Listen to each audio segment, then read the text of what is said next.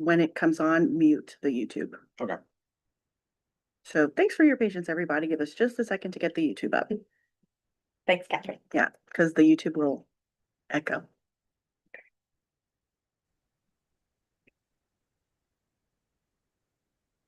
There you go. And now you can go back to the same page. Okay. All right, great. Thank you guys, everybody, again, for your patience with us today. Welcome to the November 13th meeting of the Advisory on the General Schedule. As a reminder to all of our guests and members joining virtually, the virtual members need to have their video on to be counted as part of the quorum. Any guests that are here can leave once the meeting is scheduled or has voted on your schedule. So first we will do roll call. Brandy Groves, Education and Labor Cabinet.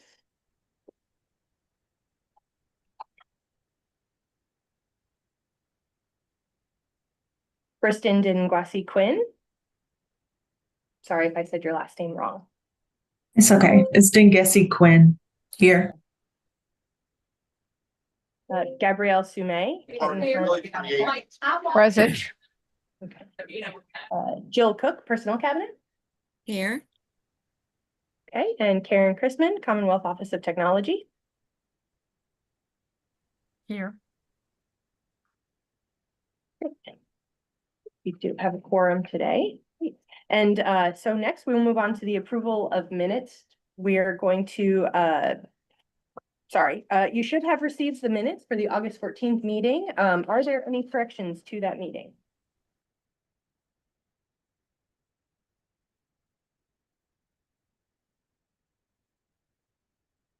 Okay, if there are any corrections, is there a motion to accept the minutes as written? Make a motion to accept the meeting minutes of the August 14th meeting.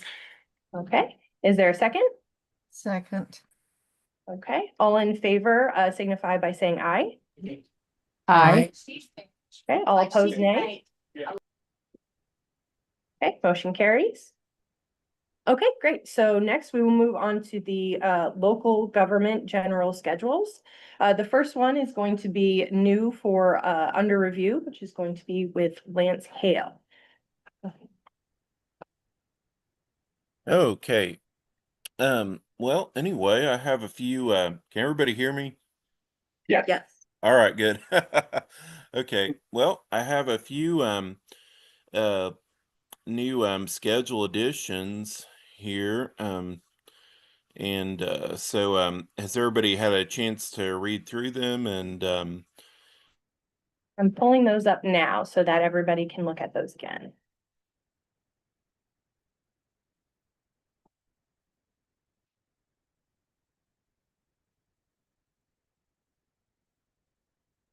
did I cut out on you?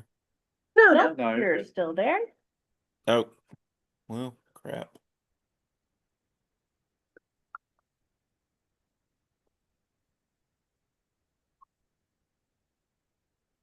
All right, great. Okay, let's see here. We have L6982 property appraisals, L6983 iReadable exemption file, L6984 controlled substances for canine training and inventory. Anyway, the L6984, we're bringing that up because the Somerset Police Department submitted basically this record of canine training along with controlled substances that were used for that purpose and being signed in and out by officers doing the canine training. And they submitted that record for destruction, and I couldn't find any good fit for it on the existing schedule, so went ahead and made a new series for it. And the 2 years is based on federal law, which states that registered keepers of controlled substances must keep inventory records for a minimum of 2 years on the substances that they keep. And let's see, the iReadable exemption file is just basically a matching series for local records to match what's in the state records for iReadable exemptions that are granted to agencies. And then the property appraisals, that's one that we've had some demand for from our constituents. Sometimes they have appraisals done on property for a variety of purposes. And then, so we just added that into the series and made it a retain until superseded or the property's no longer owned. Pretty straightforward. Any questions about these? I have a question.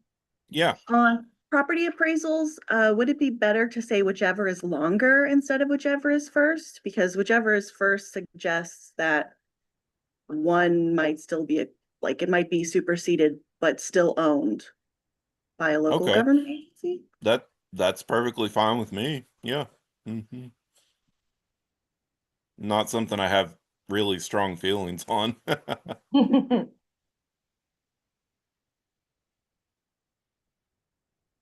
Right, are there any other suggestions or questions or discussion?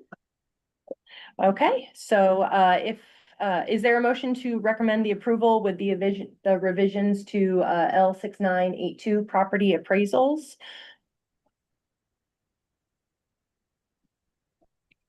I don't know, this needs to be approved at this point. Oh, no, actually, sorry, you're right. This is under review. I apologize. The next ones we will actually need a vote on. I apologize. So these will be under review. These will go on to our website for public comment, and we'll come back on the next meeting to actually go over and approve for revision.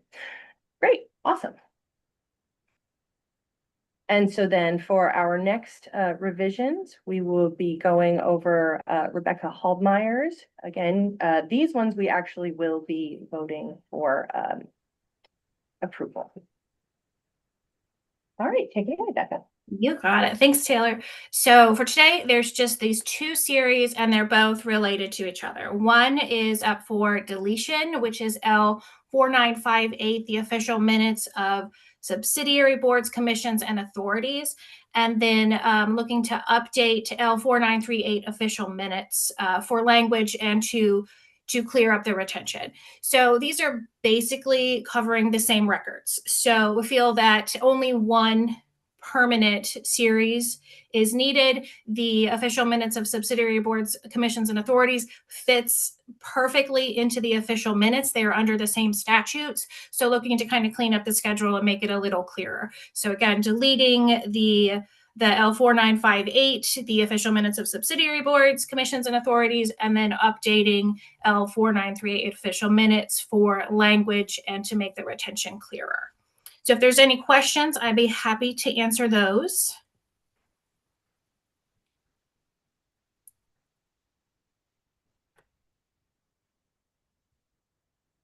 Okay, if there are no questions or suggestions for change, hearing no further discussion, is there a motion to recommend approval for these revisions?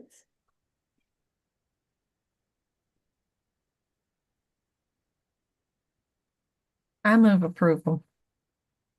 Okay, is there a second? I'll second. Okay, great, motion carries. Thank you, Becca. Thank you.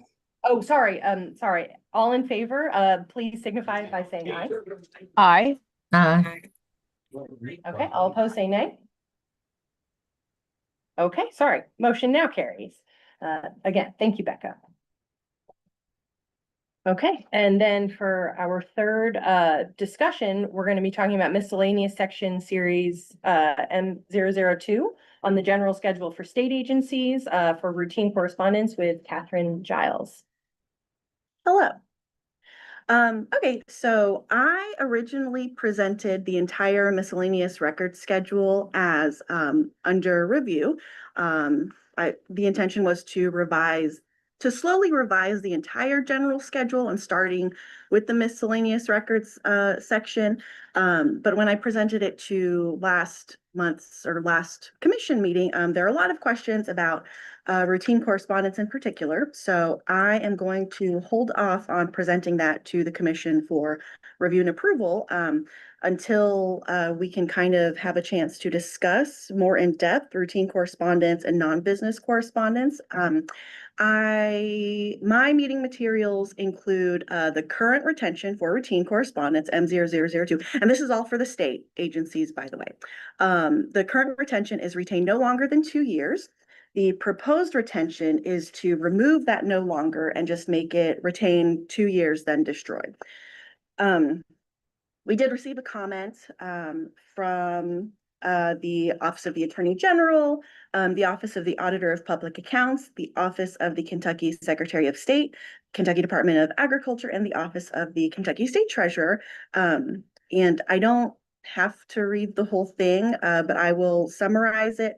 There was a concern that removing the language of up to or no longer than 2 years removes the flexibility to how long agencies may choose to retain routine correspondence, and that there was a concern that every state employee would now be required to retain mass emails, news alerts, and other frivolous messages longer than necessary.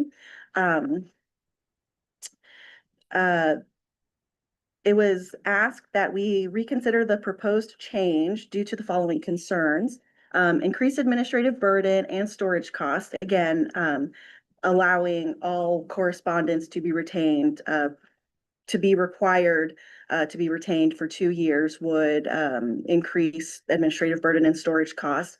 There's a potential for risk of over retention and legal exposure where some records that are not needed beyond their administrative value would be retained longer and thus have a burden on open records request compliance, and that there's little benefit to be added to changing this retention to remove no longer than 2 years. I will say, Briston, since you're on here, if you want to add anything or clarify anything from what I just said, please feel free to do so.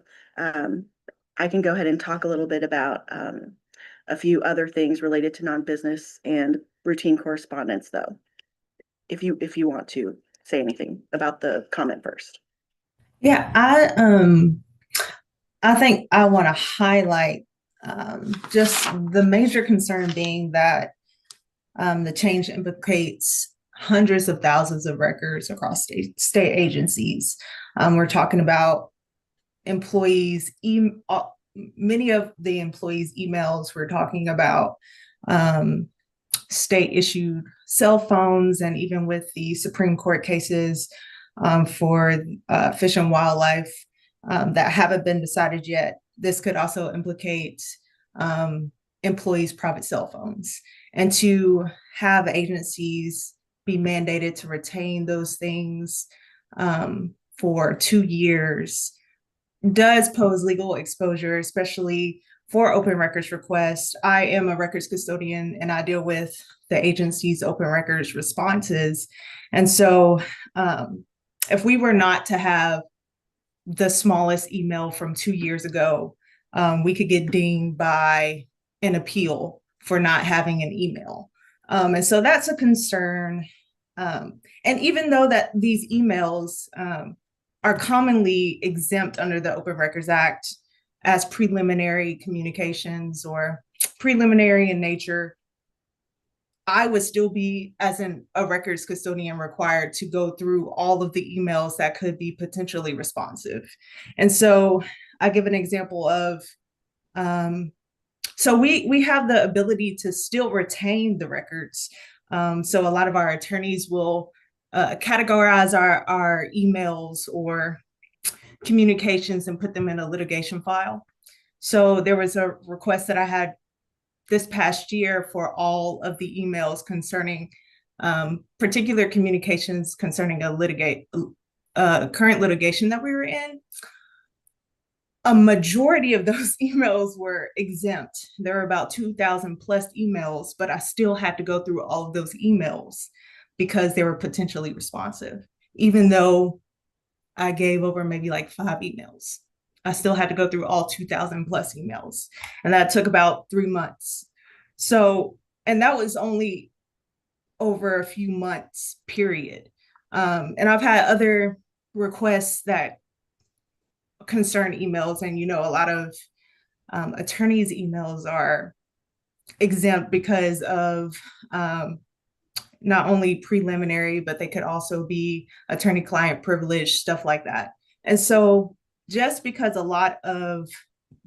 we keep records and increased numbers subject to open records does not mean that more records will be produced. It would just increase the administrative burden. And I know I focus on open records, but I think a major concern is just the legal exposure that would place on agencies.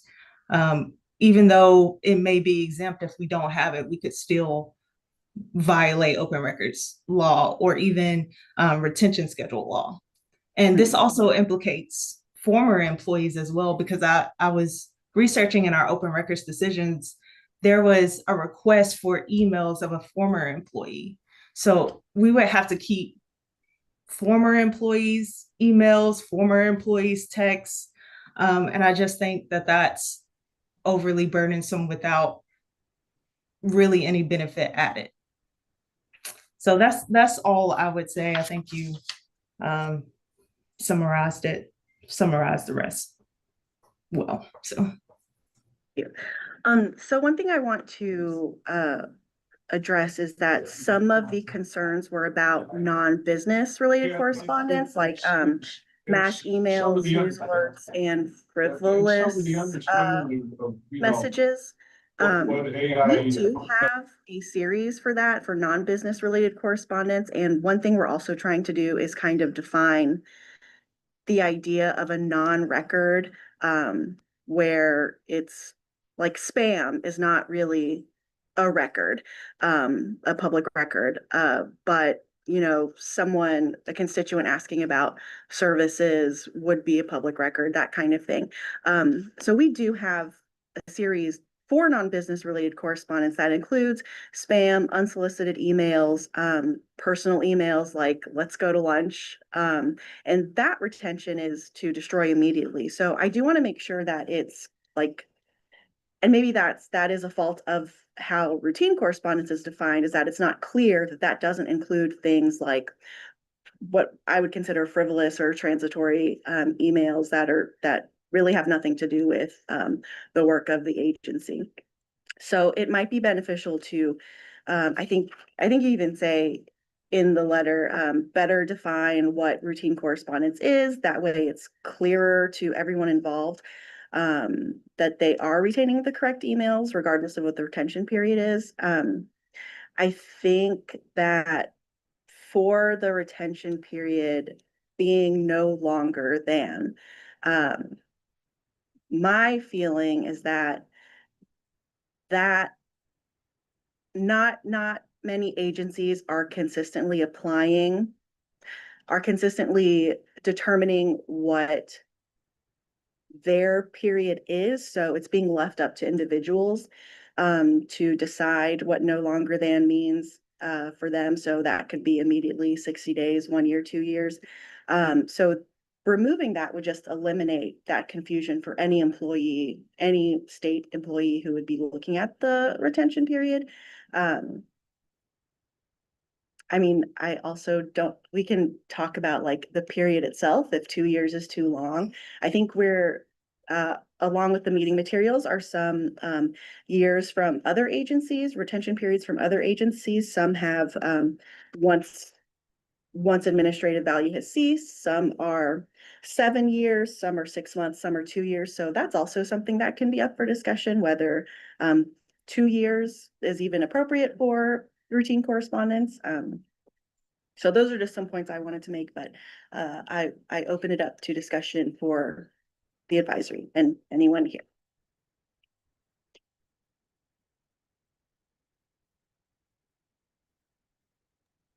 As I was looking through the other state states languages. I think some are very similar to Kentucky's.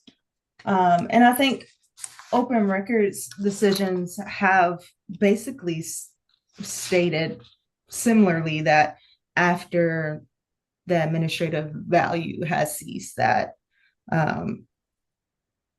it's available to destroy.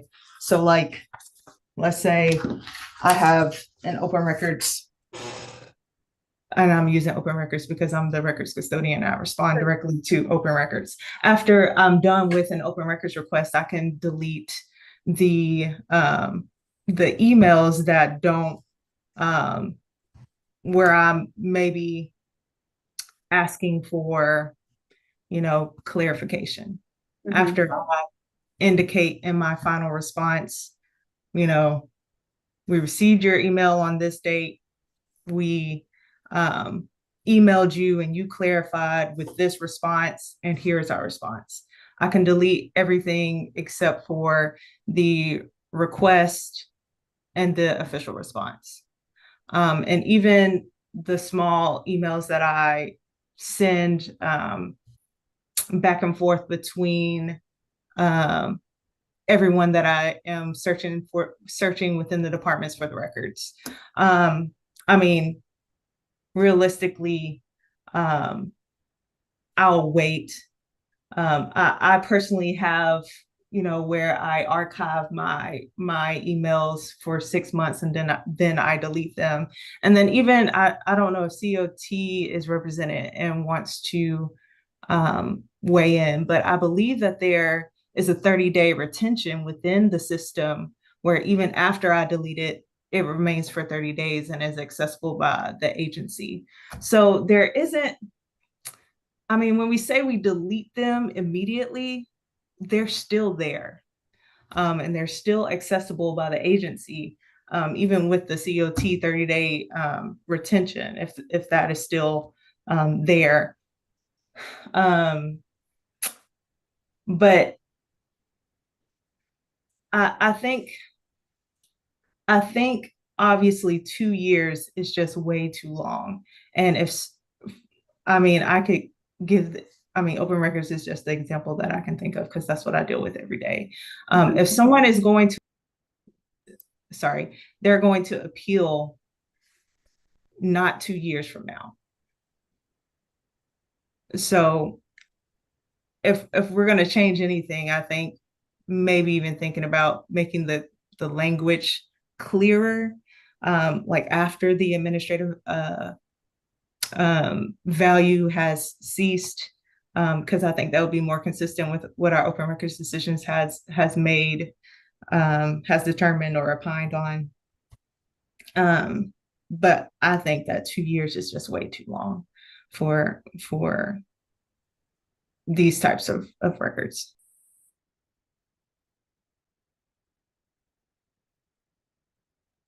Any other thoughts from the advisory members, or again, guests here, staff here, for the current retention, which is up to 2 years, the proposed retention, which is 2 years flat, or now suggested even when administrative value ceases. And this is for routine correspondence, so it's correspondence that is not part of another record, so like a license file or a personnel file. It's correspondence that doesn't dictate policy. It might communicate policy, like here's an updated policy that gets sent to your staff, or someone asking again, like, can you tell me about retirement, or can you tell me about records management or something. Those would be like along the lines of routine correspondence. So yeah, right now for states, that retention is up to 2 years. Thoughts on any of the discussion we've already had, or any proposed retention periods for that? I do have a comment. Is this something that we need to better define within the function and use, that these are not the correspondence that does feed into other records, such as activity files, license files, application files. Does that need to be better defined within our function and use? I think it would be helpful, when I am trying to teach new employees here at the cabinet who are overseeing record retention for their specific area, that this is the specific series that I get a lot of questions about. So I think if we could give more clarification there would be very helpful. Okay. Do you have any thoughts about the retention being too long, or I mean, for 2 years being too long, or changing it to when administrative value ceases, or keeping the retention as is when no longer, or sorry, retain no longer than 2 years? My initial response would be in agreement with leaving it up to like an administrative value to the entity. And then that way they can make the call on if that's something they feel like we should keep up to 2 years, or if this type of correspondence they want to keep for 60, 90 days. I do think that may be helpful as well. And then Brian, you had a comment? On the local side, there are citizen groups out there who are keeping an eye on government communications, not only routine correspondence as defined by emails, but also by text messages, group messaging, any sort of instant messaging has been a big one. And I think having a floating retention up to 2 years, or when administrative value ceases, could cause concern among those citizen groups. Who decides when administrative value ceases? If the retention is up to 2 years, well, if I don't like something that I got in my routine correspondence, then I could delete it immediately and still be working within the rules. And so that could have that could cause the impression that we're being less than transparent. So I mean, it currently is up to 2 years. So that's already what it is. But I'm basically saying what I'm saying in order to support your idea Okay. that we need a definite Mhm. this long, not up to. That I'm basically supporting that. Gotcha. Because by having that definite at this time, not before, not after, Mhm. then any citizen looking at it can look at it and go, okay, I've got this long to ask. Mhm. And if I don't ask in that period, well, it's right there in black and white. They've got that long. Sure. So that could be going your way, having a definite cutoff could increase transparency and citizen trust. Okay. My comment actually addressed that point. And I think it's if you all get a copy or are able to read it, the language change would not have a major impact on transparency. A lot of the substantive emails that we are talking about in communications are exempt under 61878.878 I and 1I and J, which are preliminary communications, and even communications that don't lead to a final agency action with citizens. So this addresses constituent services, communications, and those are exempt unless we send out a final agency action. So a letter that explains that, a final agency action. So really, we're just retaining things that records custodians will have to go through and determine an exemption, and a lot of the ones of substance will be exempted. And what were you saying? I was gonna follow up on Brian's comment to ask if you could articulate what the impetus for this change was in the first place. Was it to address the fact that it wasn't clear to draw that hard line? If so, would the hard line being a shorter hard line, 1 year or 69 days, but still remove the flexibility, address the concerns being expressed by the comments? Sure, And yeah. also, are the concerns by the comments? This is a second question. Is it a concern about the duration and quantity of material being asked to be retained? Because I think a part of that is a basic misunderstanding of what's being asked to be retained and a confusion of routine correspondence versus non-business related correspondence that could be addressed with clear definitions and functions like Taylor suggested. But Yeah, again, so in doing a larger review of the section, this is, if not the only, one of few series that has a retention that is retained no longer than or up to a period of time.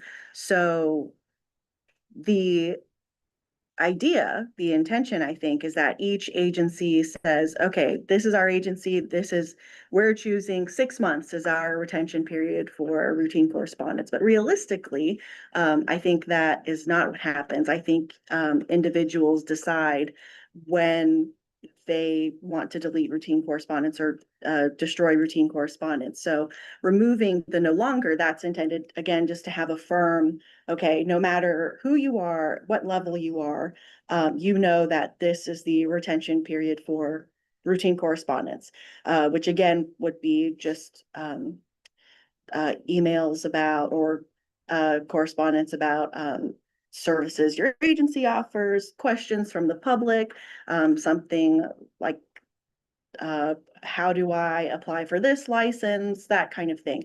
There are other correspondence types where they fold into whatever record it is. So again, licenses, personnel files, correspondence related to those subject matters will be included and take on the retention of those files. This is strictly like day-to-day business and non-policy making things. It doesn't include things like newsletters, spam, junk mail, invitations to lunch or things like that. or even internal communications, just because you're the recipient doesn't mean you're the record keeper in that case. Right, like that's true. So I do agree that that is something that can be better defined. But I would also echo Rusty's question of, is 2 years too long? And it sounds like a couple of earlier points is that yes, 2 years, a flat 2 years is too long for these kinds of correspondence. I mean, my intention is just to make it as clear as possible. If we choose when administrative value ceases, or if that's the recommendation of the advisory, I would like to talk about that more. But even if we choose something like 6 months, 1 year, I mean, I think that's at least less than 2 years if 2 years and the question of volume is an issue. So I think what you're saying, the goal was to remove the degree of interpretation that currently exists. Correct, Okay. yes. Correct. And bring it in line with the local record side, which has Yeah, yeah. So on the local side, it is 2 years for routine respondent. Yeah. And our current strategy is we create minimums, not maximums, and this is a definitive maximum, Yeah. right? So I think originally that's where we had started, and then we uncovered, oh, there's a lot of concern over emails, text messages, DMs to people, right? Sure. What is and what isn't a record? Which is also something where, I mean, as a separate note, we are creating a glossary to better define some of these terms like non-record and drafts and things to make it clear where they stand as far as retention is concerned. So I would also like to, sorry, go ahead. I remember when I brought it up at the commission, it was stated that local also has retained 2 years to destroy. I think that there's a significant difference between the volume of things that we receive and I don't think it's a fair comparison for local and state agencies, because of the sheer volume of stuff that we receive. We receive thousands of letters from constituents and thousands of emails from constituents. And like I said, those are things that are records that are exempt anyway. And just to have to retain those would be a burden on our storage and also a burden on the records custodians. Can I also make another comment? Okay. Well, this is something that I do, I bring up, I don't know if other states are doing, but I do know at the federal level, they use a system called Capstone for email retention. So I don't know if this is the time in which we need to start seriously looking into what that looks like for us as a whole government. So I do also just want to make sure that that's clear. There are other systems of retaining these kinds of communications that are being used at higher levels than us that may be something that we can scale to our own use. Do you want to explain what Capstone is? Yeah, so I'm not very familiar, but I do understand that it means that the highest levels in an organization or entity have so commissioner level or higher secretary have a permanent retention on any of their correspondence, and then it ceases that permanent retention goes to a non-permanent, but much lower, the lower the person is within the hierarchy of their entity. We can send out further information to the advisory members if they'd like it. Just a general oversight over what that system actually looks like in retaining these types of correspondence.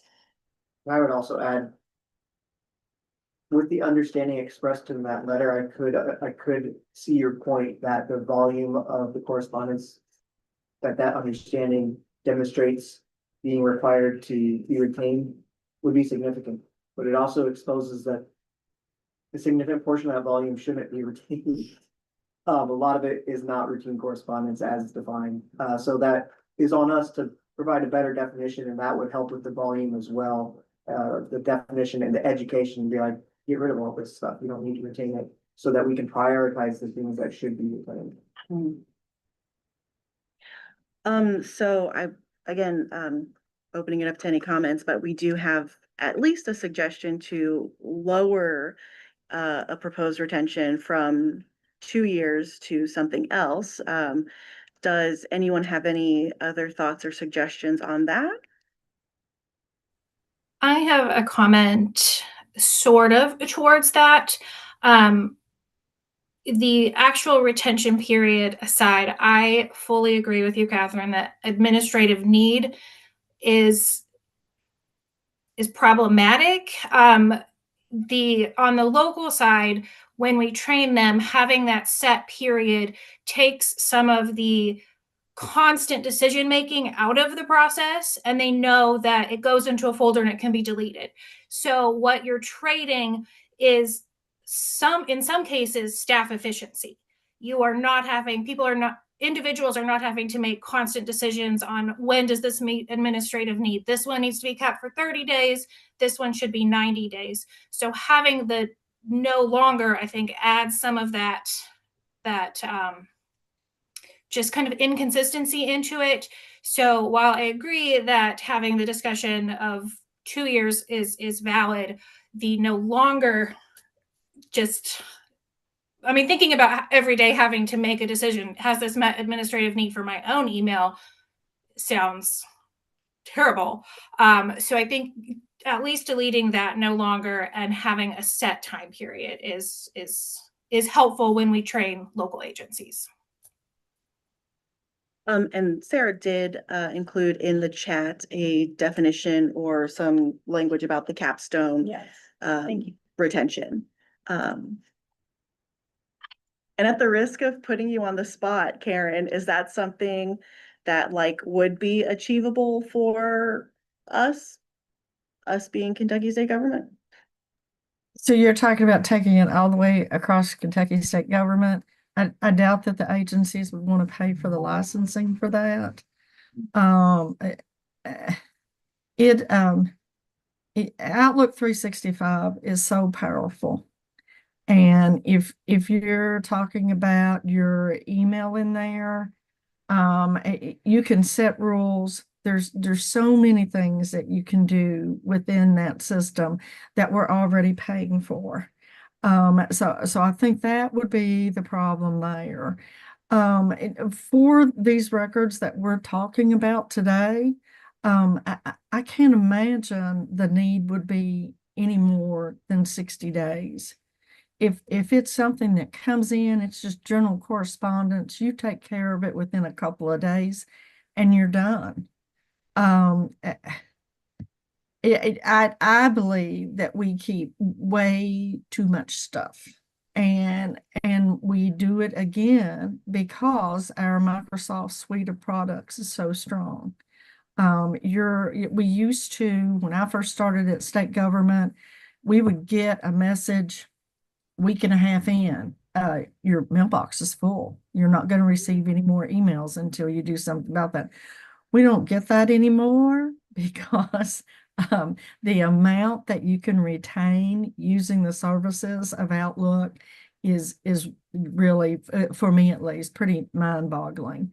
But I think we get in more trouble with having records we shouldn't have than having records, especially in the litigation area, than not having the record. So for this, when I read it, I would be perfectly comfortable with 60 days, retain it no longer than 60 days. If you're, and this is a completely different area, this is how Outlook 365, you know, it has policies attached to it. And some of those policies really come into effect when an employee leaves employment. And all of those contents of those mailboxes do not hang around very long at all unless your agency takes action even before the person is left and gets that mailbox preserved. So that's just my thought on all of this. I would definitely go the shorter the better. Because if you have something that meets open records and it's agency action, you should be preparing a folder in your email, putting all that stuff in that folder. And remember, your folders over there don't get touched. Unless you go back in there, that's not, they're going to be there. And I'm guilty like everybody else. I have retained folders in my email from probably 8 years ago. But that's because it is useful to me, not because it has any administrative value. So I would like to ask, does COT retain records for 30 days even after deleted? Or sorry, emails. The way that works. Okay, so like I go in my mailbox today and I'm going through what, you know, just doing a clean out. And when I get in there, so say I have a record from 6 months ago and I delete it, it's deleted because the policy that applies to Microsoft 365, they don't keep those. But if I had, and I'm not sure if that time period is 30 days or 60 days. If it is in that time period, it'll be held even though you have deleted it. But if it's over the set time period and you delete it, it's gone. I think another thing, Again, I think our director, who is the director of 365, who sets all of these policies and rules, it would probably be helpful if you all want that'll just get you email and the policies that are set on email, but it might be helpful for you to talk to him. Yeah, sounds good. What were you gonna say? I think another thing we have to keep in mind is the amount of destruction certificates we're creating. So like we go from a 2-year to a 1-year, we've doubled the amount of destruction certificates that are permanent records that we're creating for these. Right? So I don't know if that will or will not matter, but if we go from 2 years to Doesn't 60 matter to me. days, okay. It's just we went from creating stuff we can destroy to having like these things that are around forever, right? Let's say, okay. It's like- So are we required to have destruction certificates for each email that we destroy? Is No. that what you're Not saying? for each one. No. No, you do it over the period of time, right? But there is a destruction certificate There- created. There are some best practices, and I don't know if Sarah is still on and wants to speak to that a little bit. About emails in particular. Can you scroll down in the comments? I don't know. I think Derek is still on and should probably do it, but I can. So technically, you were supposed to fill out a destruction certificate when you destroy a public record.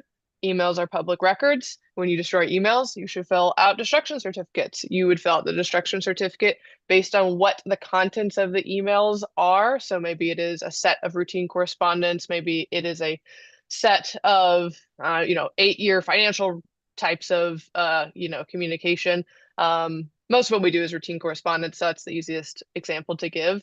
So you would say I deleted routine correspondence that was from January 2022 to January or December 2024.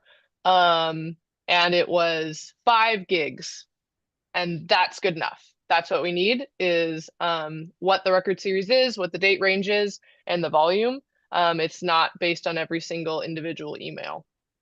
That is what we tell people to do. And that's, I mean, again, that's usually like done at the end of the year or something. That's not something where you have to, every single day you delete something, because that would be your full-time job, is just completing a destruction certificate. Usually at the end of the year, you can complete a destruction certificate for things that were deleted over the course of the time period. My So honest- is every agency doing this? No. No, but I think there's also, I don't want to speak for the Attorney General's office, but there have been opinions where, how do you say? Like, the assumption is that the best practice has been applied, or that appropriate destruction has been applied, even if the destruction certificate hasn't been completed for like routine correspondence. They should, I mean, at the very minimum, agencies should be completing destruction certificates for other public records that are destroyed. But routine correspondence is a little bit of, we're working on it. It's a talk point. Yeah, I mean, if the routine correspondence isn't routine correspondence and goes into an actual category, It's part of then that. it would be a part of the Right. records retention, and whenever that's destroyed, it is considered with. Correct. But when yeah. we're talking about routine correspondence, which currently has no longer than 2 years Mhm. and can basically be destroyed after administrative need is met.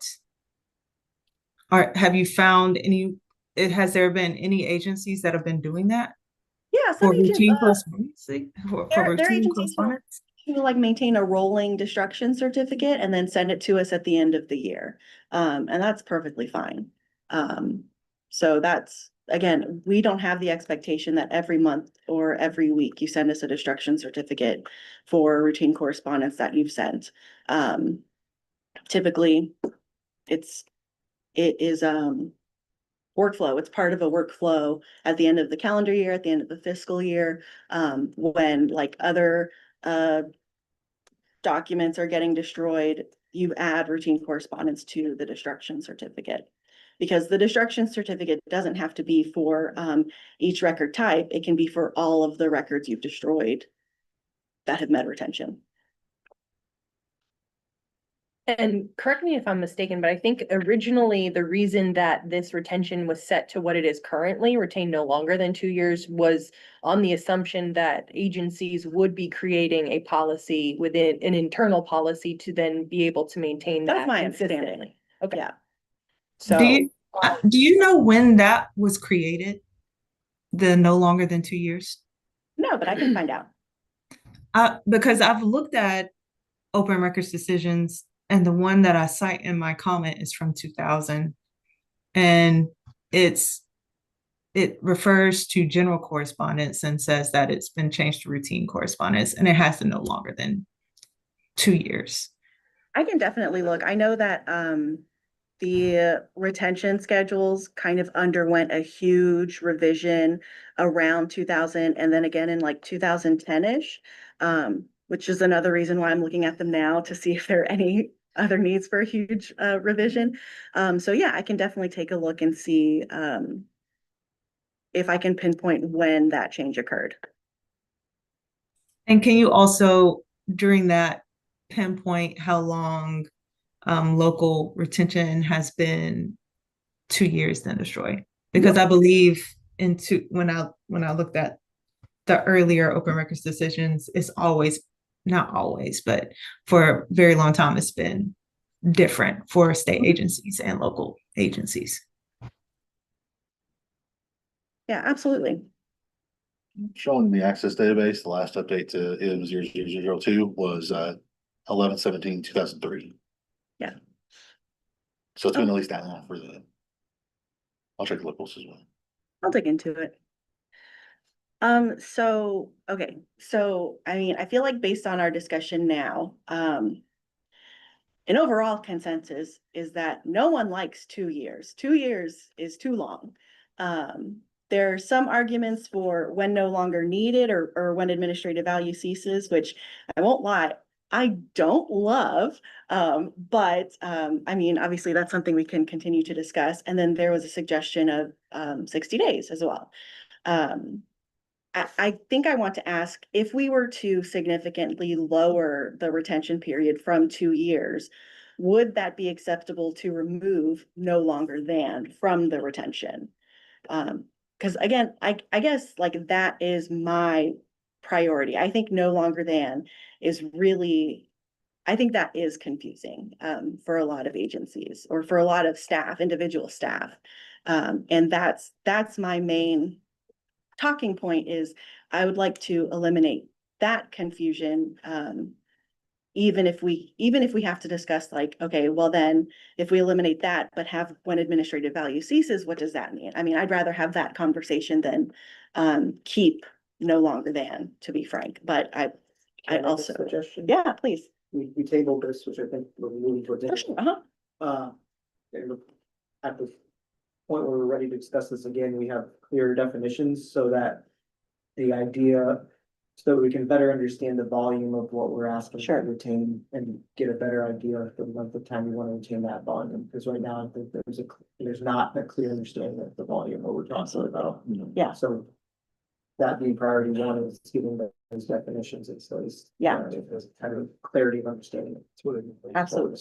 I do want to get that temperature check though of a reduction in 2 years, whether that would make it acceptable to remove no longer than. I would feel better with a reduction in 2 years. And I'm not married to no longer than. I just think my concern is the volume. And I don't know who made the comment, but if there is a clear definition of what routine correspondence is, that would also help, because in my mind, I'm thinking everything that does not fit into a category in our specific records retention, I'm thinking is routine correspondence. Gotcha. And so if we're talking about that, I recently had and this is coming from someone who deals with open records requests every day and has to go through records every day and has to respond to open records requests. I had an open records request for just emails of 3 attorneys for a few months, and it was over 16,000 emails. So if we're talking about 2 years of emails, that is, And we were only talking about 3 attorneys. That is thousands of records that someone, a records custodian would have to go through. I mean, we could claim that it would be unreasonably burdensome, but there's still question on how much would be unreasonably burdensome. Like I said, I had to go through 2,000 plus emails. And that was not unreasonably, I don't think that would have been considered unreasonably burdensome, but that took me 3 months to read through the contents of those emails and decide what was exempt and what was not exempt. And the volume of the non-exempt emails was very small. And those were records that actually were, I don't think would be considered routine correspondence, but were filed away for litigation. So if we're talking about, in addition to that routine correspondence, just the volume is unmanageable. That's fair. And Gabrielle, I think you had unmuted. Sorry, I also, being a large county, get a lot of open records requests. I had an employee who left because of the 2 years. It was 177,000 emails that she requested. Under the open records, it was an undue burden. But when you're trying to keep your staff educated on everything that's coming through, that's a high volume as well. I think 60 days is very appropriate. I just wanted to say that.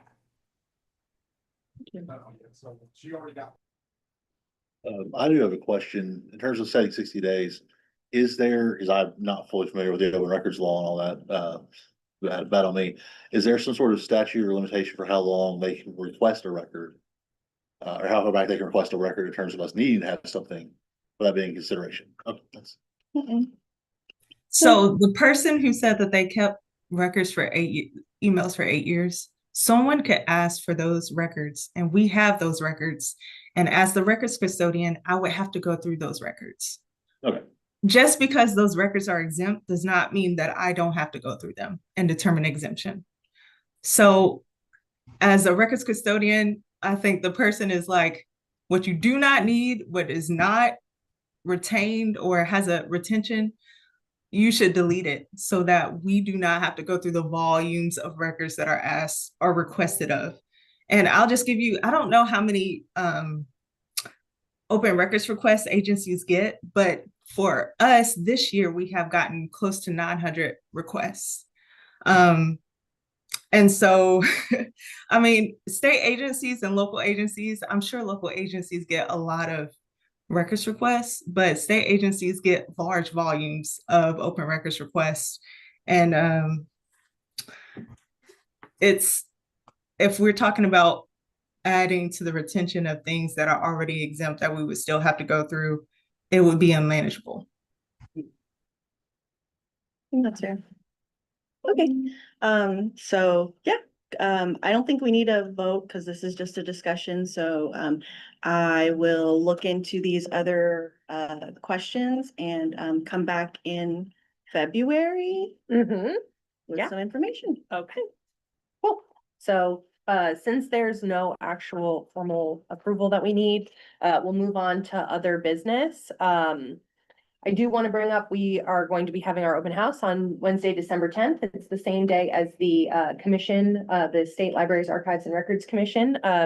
So we will all be here that day. Does anybody else have any other business that they would like to bring up? I think so. Or any members? If any members have any business, they can bring that up now.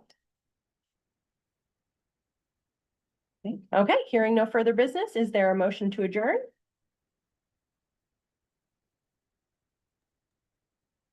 Motion. Okay, is there a second? I'll second. Okay, all in favor, please signify by saying aye.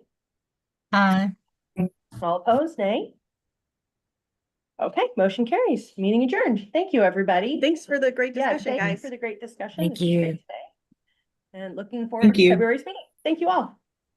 Thank you.